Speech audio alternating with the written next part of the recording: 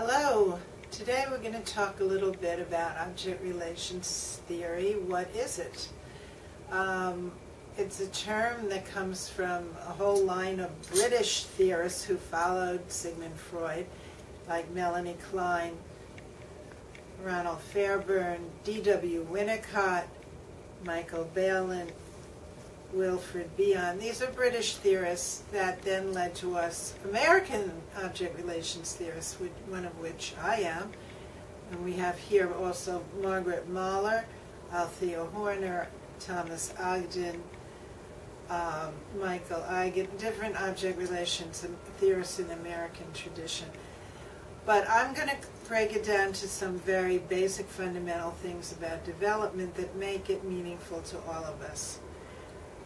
First of all, through infant research, we have been validating what the original object relations theorists were saying, which is that from the beginning of life, and Ronald Fairbairn said this explicitly, we yearn for connection with another.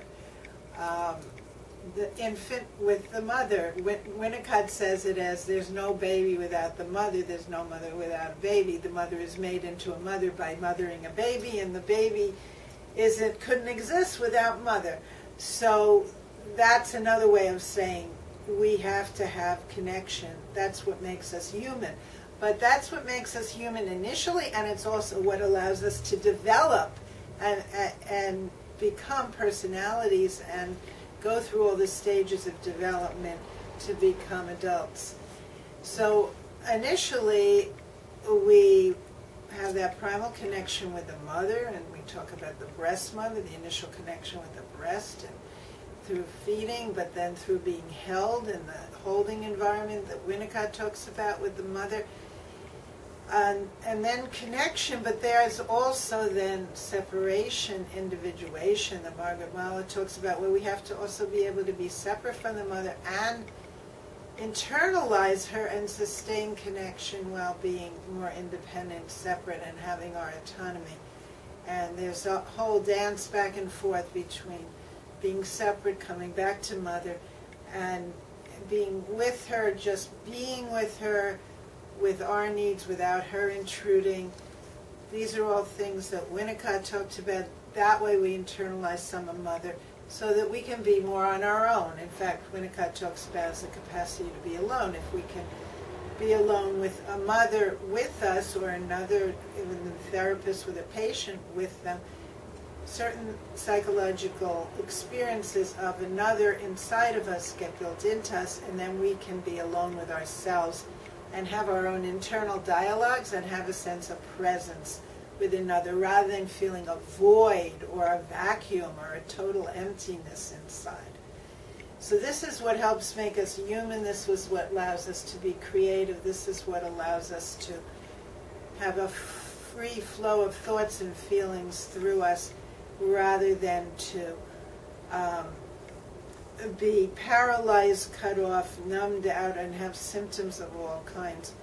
As long as we have this internal connection and we can flow and we can dance Argentine tango, where it's all about the flow of partnership, of lead and follow, and the organic flow of connection. So in object relations theory, we're always talking about when there's contact and connection and when that gets disrupted, and whether there's been traumatic disruptions, especially early on in the first 3 years of life when the self is just forming. If there's been early trauma where there isn't a sustained good enough connection with the mother because of the mother got ill or died, or the mother was too engulfing or not allowing separation, or distancing and not allowing connection, all of that could intrude on the sustaining connection with the mother enough for her to be internalized in a good enough way to build in a good sense of self. And if we don't have that built in the first 3 years of life, then all the other stages of development are impaired, and there are problems in connecting and sustaining connection with people, tolerating our aggression, our sexuality, our anger, and sustaining a relationship through that. And without that early sustained connection that's internalized, people are always disrupting their relationships and running from one to the other because they feel the other is terribly bad or disappointing or inadequate the minute they get re-triggered in their feeling of disruption of connection, and then they run to another one to be the early ideal symbiotic mother before the separation phases took place. So object relations theory deals with these very early primal things, but how they're operating in the moment today, in the person today, in the therapy session, but in their life all the time, and how it then manifests in the therapy session. So we get a handle on how to treat it through it happening with us as psychotherapists. So unlike other schools of thought that talk about making the unconscious conscious in psychoanalytic theory, we talk about that too, and things repressed, but we also deal with trauma and early disruptions in development that recreate disruption in relationships, and how to repair that through treatment in object relations terms. Because there are people who don't get to a level where they can have repression. Sigmund Freud talked about repression in neurotics who might be too rigid, uptight, and have all these neurotic symptoms because they repress parts of themselves, their sexual impulses, their aggressive impulses, and then they have to unrepress that in the psychoanalytic treatment.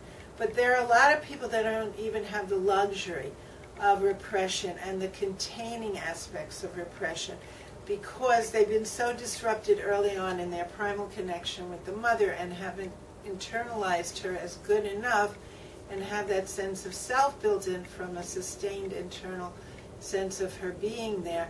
Without that, when it gets traumatically disrupted and their sense of self isn't built in yet, they don't even have the luxury of repression. Instead, they just have such aversive reactions that they split them off, dissociate them, push them and deflect them into others. In another tape I have, we talked about projective identification, putting them into somebody else, because they can't tolerate containing what comes up in them in relation to the other person. Of course, these are people who also can't contain what comes up in them when they're alone and without a person either. So they're damned if they do and damned if they don't. They can't be in a relationship and they can't be out of a relationship.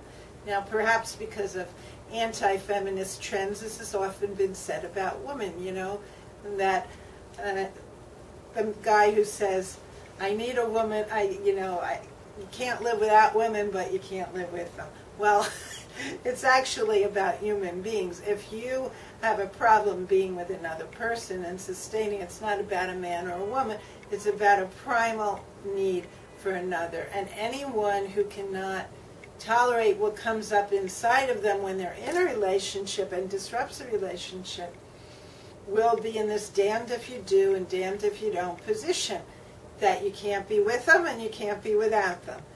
You're either too abysmally alone and then become detached away from your own inner self and live in some kind of false self and try to use your intellect to get by, but really are emptying out what's inside, putting them to others and feeling threatened then by what comes back at you from those projections and deflections out into others. Or feeling such a sense of void that people run to drugs, alcohol, and all kinds of addictions to fill up the void. So it's the only way we can repair this is by an understanding of object relations thinking and how treatment can do what cannot take place in any other way, which is having another human being there in a consistent way containing their own inner experiences so that they can tolerate what's deflected into them and they can help you, the therapy patient, understand what they experienced early on that's being repeated now, re-triggered, and in their traumatized state. And gradually these things can be felt by the patient as the therapist or psychoanalyst helps contain the feeling affects of the states, and also puts into words what they mean and help them understand the link between what was disrupted in the past of contact and connection with that primary need for the mother, and how that's operating today and causing all this sadomasochistic drama in their relationships today that go on right now. That makes them feel damned if they do and damned if they don't.